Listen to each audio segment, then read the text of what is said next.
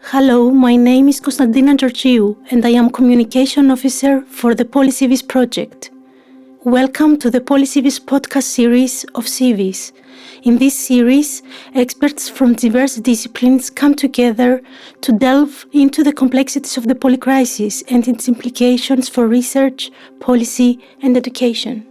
In this episode, we will be talking with Aspasia Dania, Assistant Professor of Teaching and Methodology of Physical Education, member of the PolyCIVIS Network and the CIVIS Experts Group for Innovative Pedagogies from the National and Kapodistrian University of Athens, to discuss on innovative pedagogies as an approach to the polycrisis. The interview is taken by Associate Professor Dimitris Gouscos, PolyCIVIS Communication and Dissemination Work Package co-leader from the National and Kapodistrian University of Athens. And for this podcast, we are very glad to have with us Mrs. Katerina Schina, co-chair of the CIVIS Global Student Council and doctoral candidate at the National and Kapodistrian University of Athens, who will give Professor Dania her own question. Dear Professor Dania, Professor Gouscos and Mrs. Schina, the floor is yours.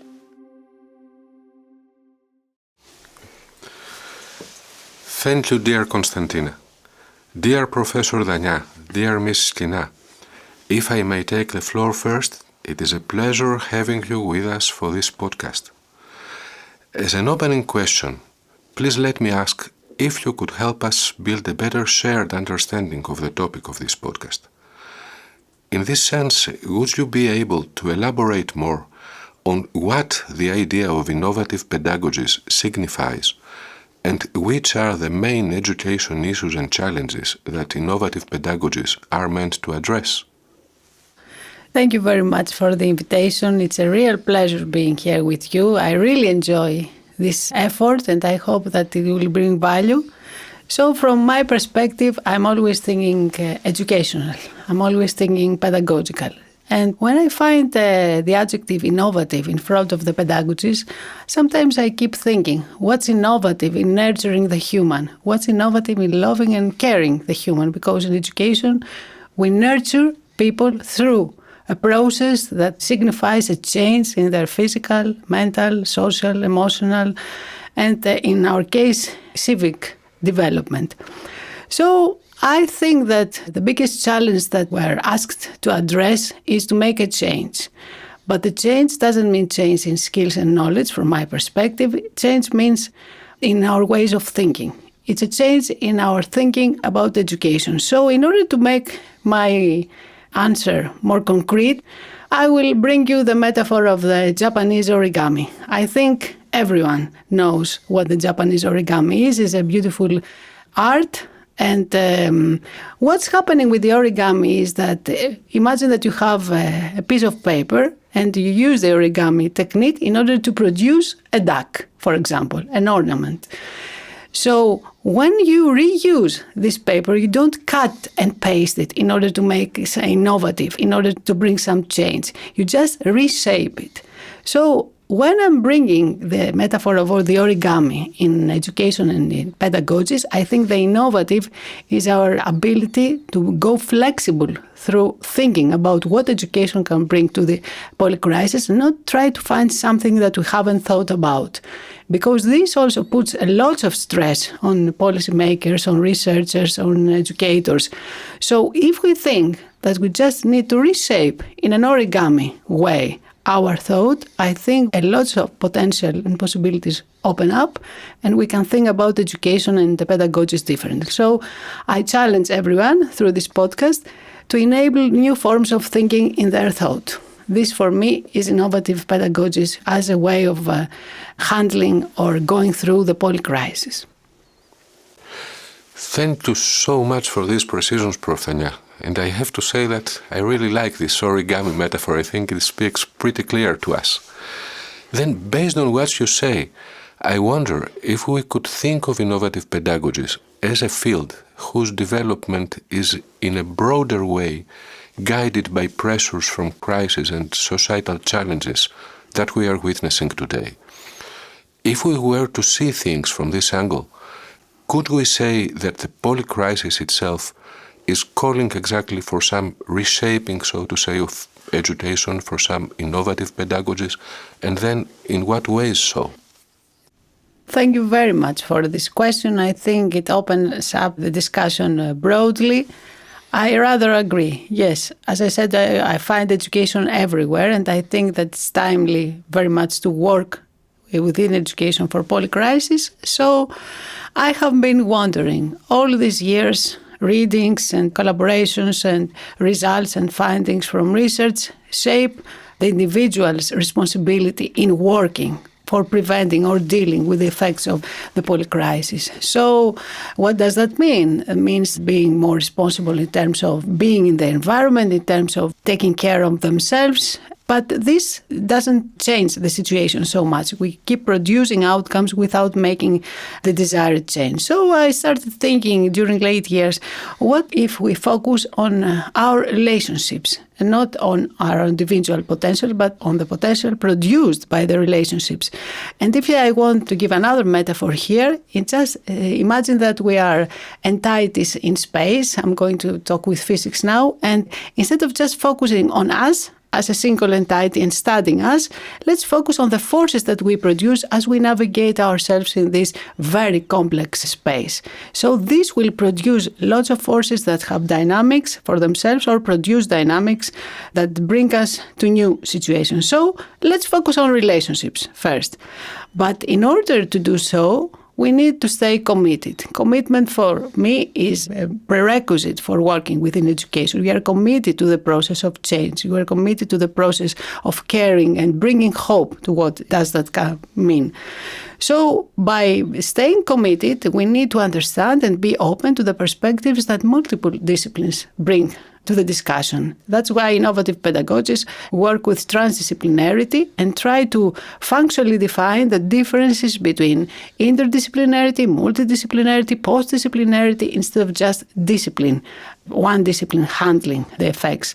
We need to open up our understandings. We can't work and relate and stay committed without opening our understandings. And what does that mean? It means that we need to go beyond binaries. For the moment, we have worked with binaries. We said this is sustainable or non-sustainable practice. This is gender, in terms of gender, this is male or female. In terms of ethnicity or race, this is black or white. But in order to stay committed to a process of relational change, which is rather complex, we don't need binaries. So instead of binaries, let's put ourselves and our work along a continuum of change, which can start from sustainability and go to non-sustainability or lack of sustainability, but without this meaning that we haven't succeeded.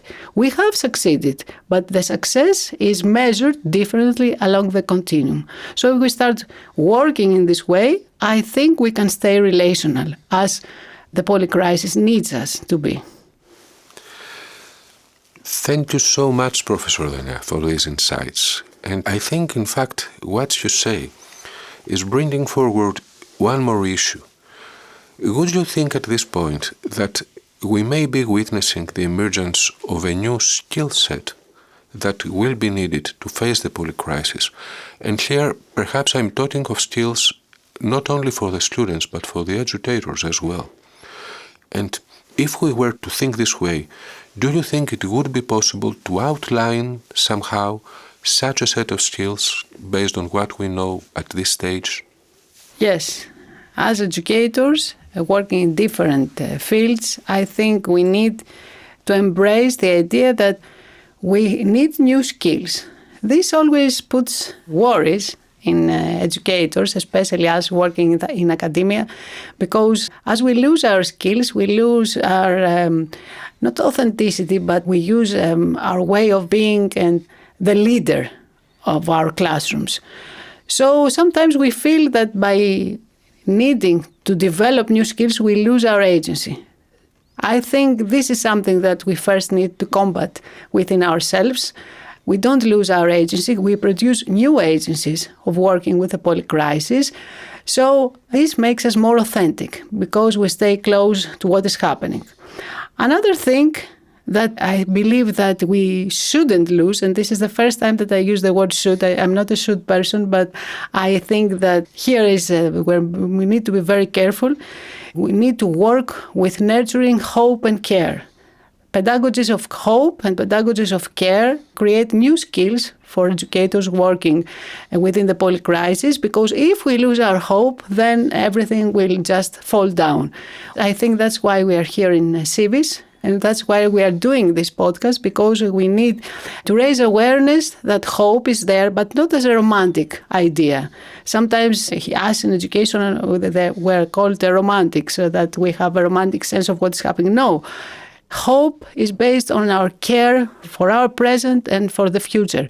Not the future as something that doesn't have to do with us, but as a future that along this continuum will also help people to retain their agency.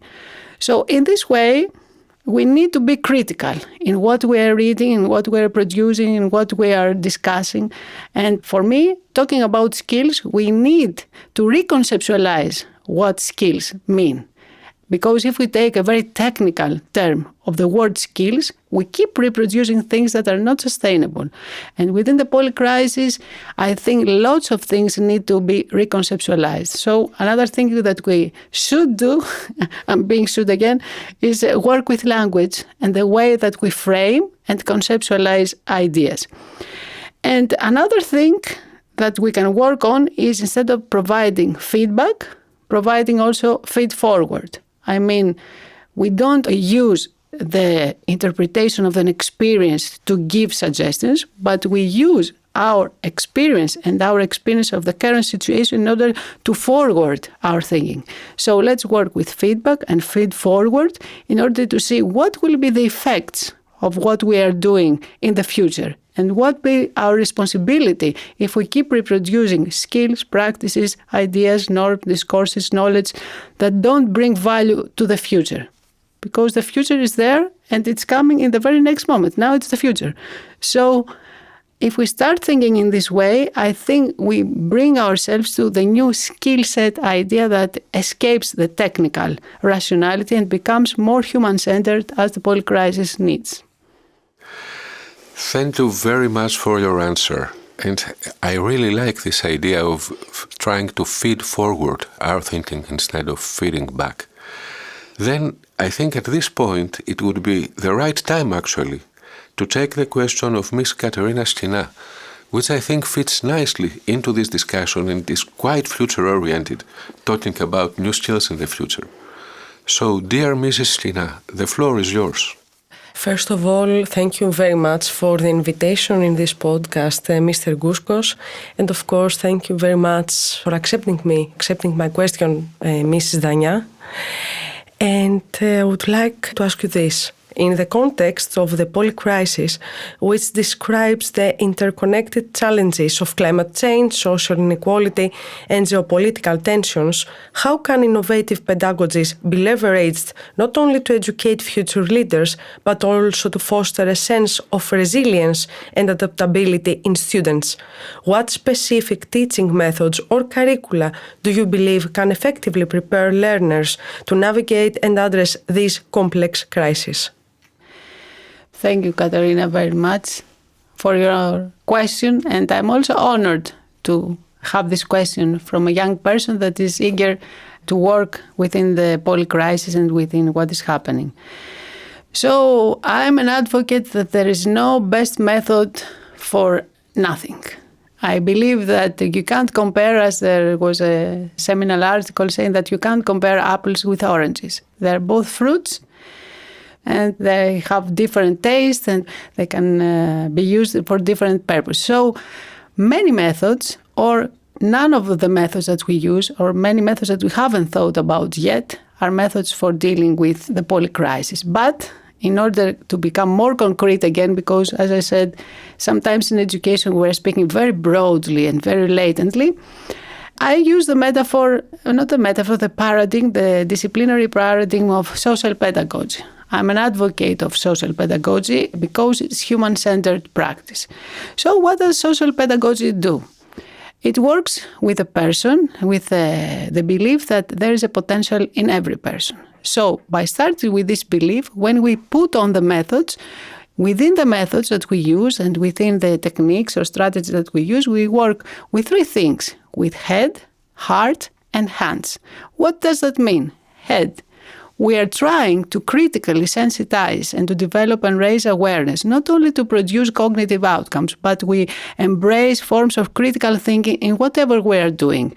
This means that we get engaged in guided discovery methods, we get engaged in problem solving, in everything that involves the young person or people that we're working with to work with their head. The other is the heart.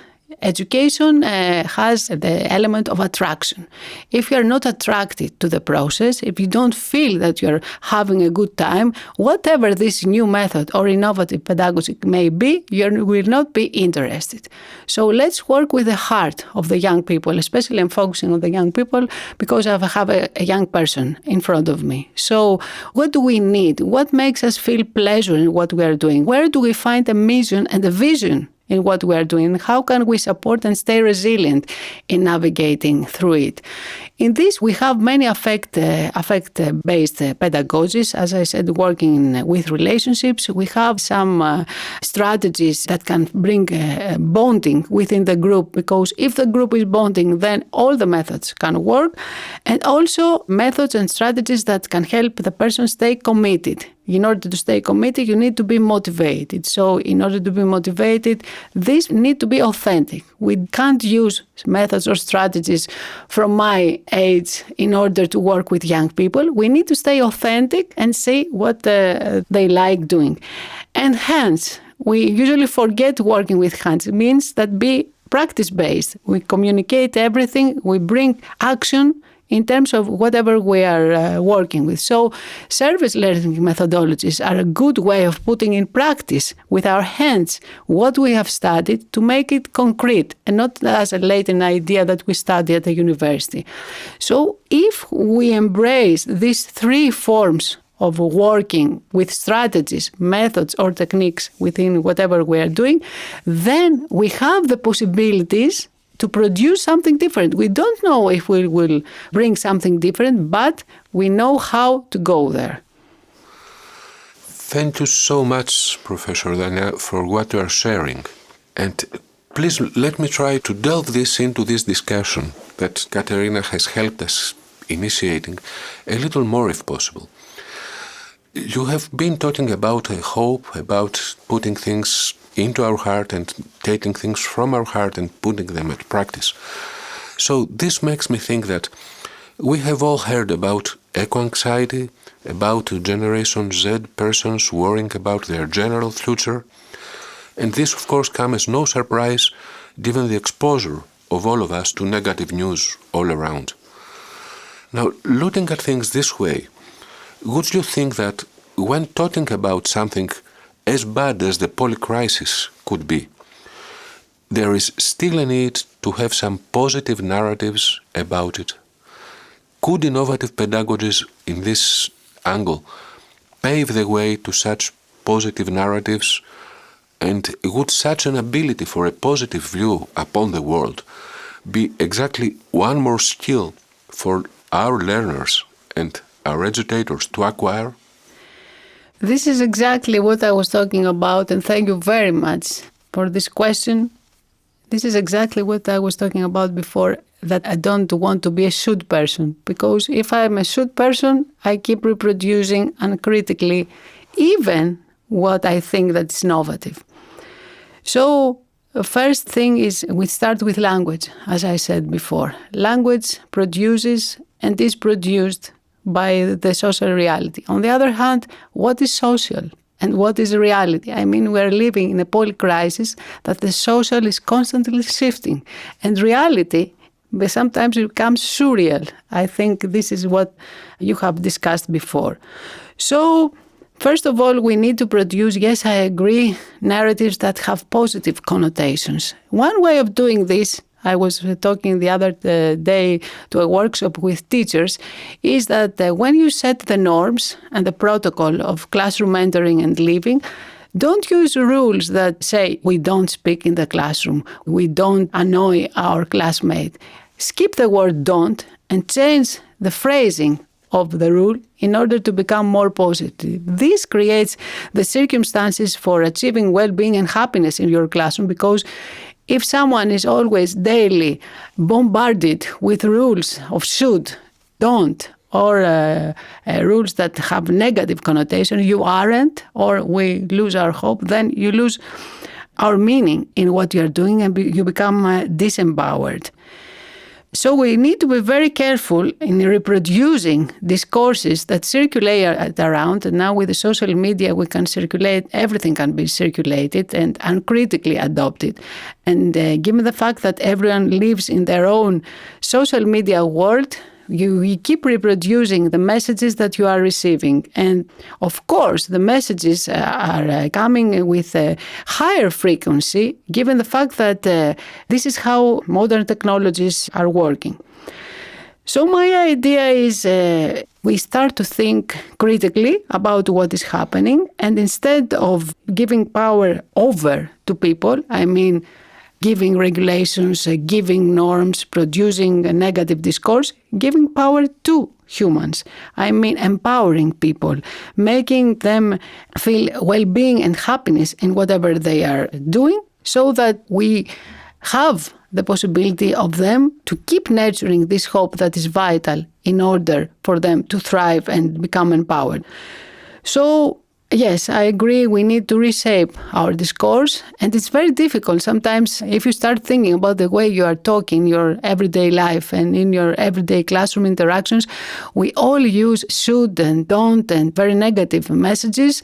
And if we make a start by changing this, then we can start discussing about what the narratives will be. Because after that, we will see around us lots of narratives that are producing new identities. And as I said before, we need to skip the identity as a static entity, but the identity as something that is shifting along the continuum in order to be coherent and resilient with whatever comes within the polycrisis.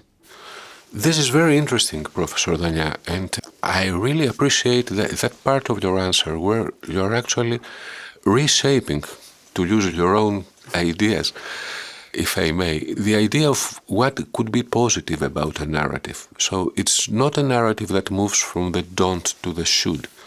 It's something else, actually. If I understand well, it's a narrative that at the end of the day makes us feel better, makes us feel more free, more creative, so to say. I think this is a really nice idea to build upon.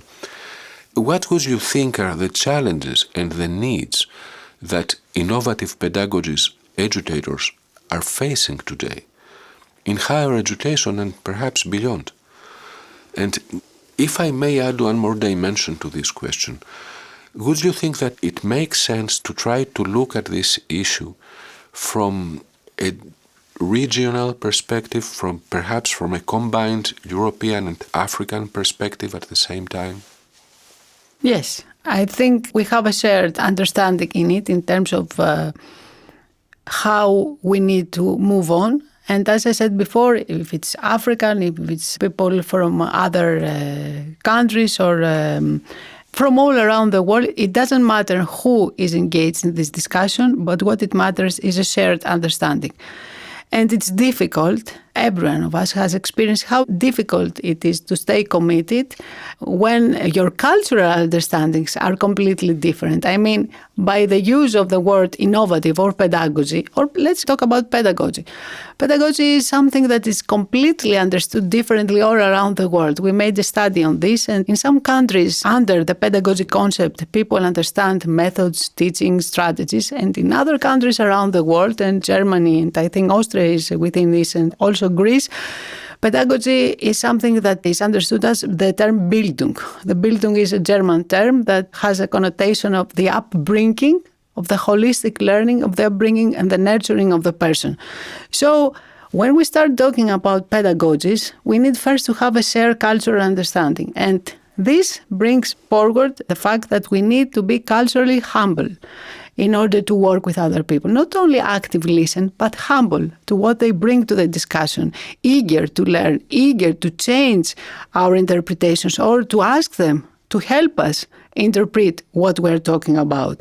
And as we expect, experience, and witness things happening in these collaborations, this may be frustrating. I can acknowledge that this may be frustrating sometimes, and you need to have deliverables, you need to have working outcomes, you need to have things produced. You need to save time, and you don't need to be bombarded with obligations. But if we want to deal with the polycrisis, as I said before, we need to be committed. If we are committed with cultural humility. Otherwise, we can't understand each other and facilitate each other's efforts as we learn together. This is very complex. And I'm not saying that we should do this, but this is very complex. But on the other hand, it's magical. It can take you, it can bring you to beautiful places. And if I bring here my experience with CIVIS, sometimes I've struggled with understanding my colleagues in meetings, but some other times I've found some very hardworking, very professional, and very visionary people that I'm very happy working together. So I may struggle, go sometimes of inconvenience, but on the end, I find that throughout this process, I also change. But in order to change, we need to trust ourselves that if we fail, it doesn't matter. We can try again, but we need to trust one another. So when engaging in these difficult collaborations and as we co-construct our knowledge, my advice, if I may give my advice or my experience, is that we need to stay humble and we need to trust one another without losing our mission of what we need to do as academics engaged in real and professional efforts of working with the polycrisis. I don't say that it's very easy to engage in these new ways of working, these ways of changing what we're already doing. It's very complex. But on the other hand, it's very magical. There is magic in the complexity because it's not static. It's always shifting and changing. And as it is changing, we are also changed. In this process, we need to stay adaptive, we need to stay flexible, and we need to stay eager to understand what is happening, what we're experiencing, what we're expecting or witnessing. For example, now that we're producing this podcast, there are some noise experiences going around. And with entering these noise experiences from the drilling work that has been done without the university, let's give the metaphor that this drilling work occurring at the university at this moment is opening new forms of thinking in our thought, a new potential, and new possibilities.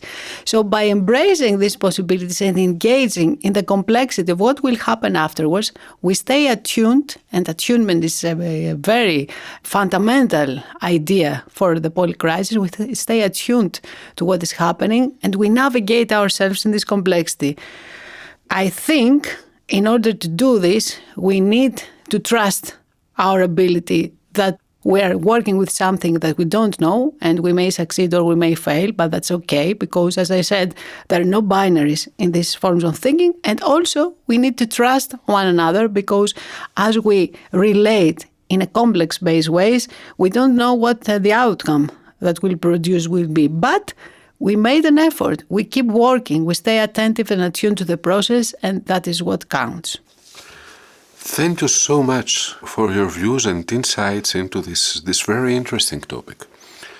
Then, reaching the end of this podcast, please let me propose to conclude with one final question, which I think follows, in a way, from what we just discussed about the need to give to innovative pedagogies this sort of room and resources. And in my understanding, it's not only about practical resources, it's about freedom of thinking resources that we need to provide.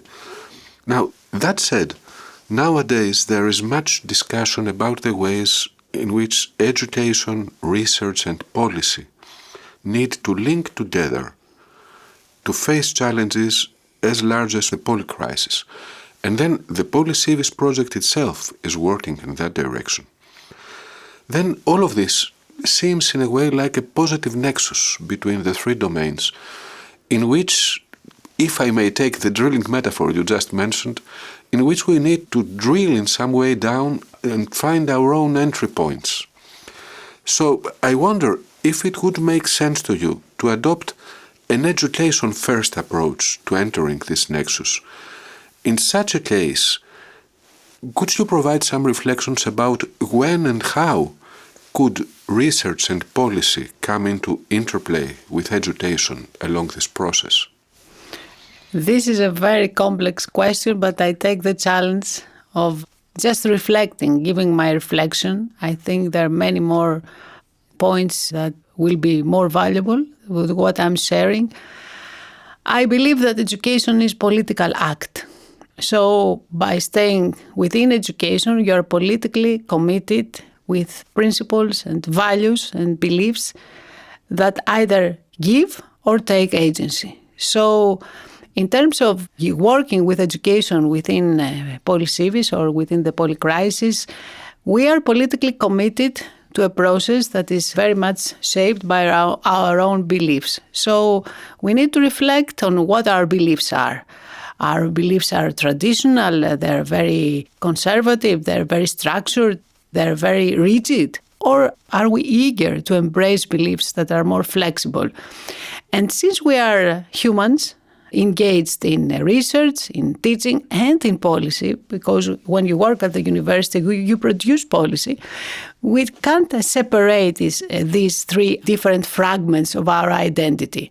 On the other hand, we may reflect on these parts of our identity as researchers, our identity as educators, as policymakers, to see where we are ourselves directing to, and afterwards where we're working with our colleagues.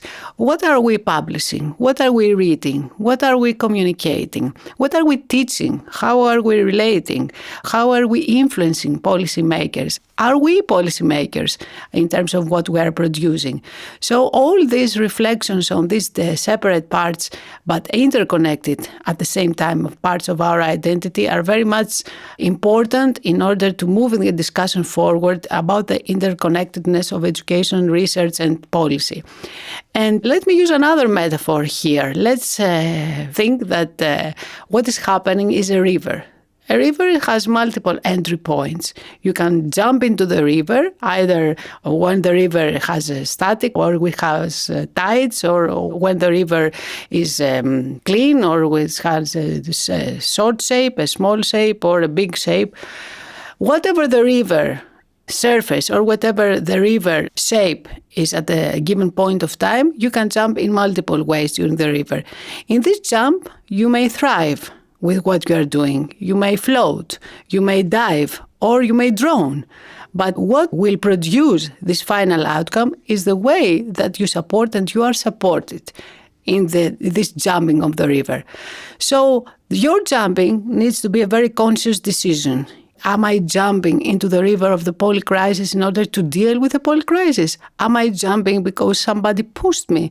Am I jumping because I'm not agenting? Am I jumping because I want to commit suicide? Or am I jumping to save another person?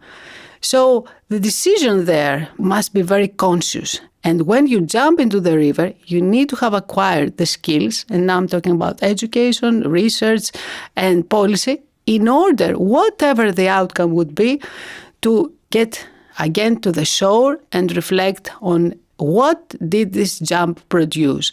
What was the meaning of the jump?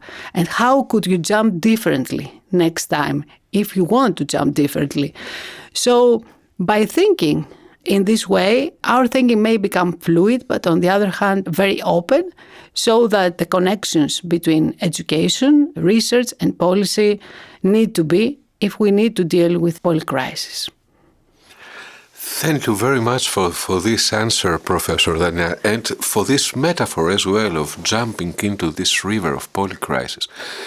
And from what you said already and what we have been discussing broader, about this very nice concept of cultural humility that we need to see a little more. I guess you're talking about jumping into the river of polycrisis into a culturally humble way. Yes. You don't need to just bring mess into the river. You're jumping. You may need to do that sometimes in order to reshape our understandings, but you're always being humble. You're jumping in order to produce a new understandings. That's why we need to reflect on why are we jumping into the river. Are we jumping because somebody else told us? And we know that the river has multiple substances, and in our sense, it's culturally diverse. So by jumping, we embrace this diversity. We embrace that there may be some parts of the river that may be cold, some other have dense water, some other is different than what we expect. But we expect that by jumping, difference will be the norm. So we need to be humble as we deal with these new differences. That's my point. And we don't need to disturb this difference. We jump to accept it. So by accepting it, then we are eager to work with the polycrisis afterwards. Thank you very much indeed for our dialogue and for this last take, so to say, of this concept of cultural humility, which I think could be one of the key takeaways from this podcast. Thank you very much again, Professor Dania. Thank you very much again, Mrs. Kina, for this discussion and this opportunity. And let us look forward to continuing this discussion in the future. Yes, Professor Gouscos, thank you very much for coordinating this effort. It's really a pleasure working with you and with colleagues in PolyCIVIS, and I really hope that this brings cultural value or social value or educational value to what we're all working with. Thank you. Thank you. Thank you for listening to the PolyCIVIS podcast series. This podcast has been brought to you by the PolyCIVIS Jean Monnet Policy Network on confronting the polycrisis in Europe and Africa through research, policy and education, with the support of the CIVIS University Alliance. Please check us out at civis.eu/polycivis and do not forget to subscribe to our newsletter and follow us on social media. This podcast was recorded at the media studios of the Paris Lodron University of Salzburg.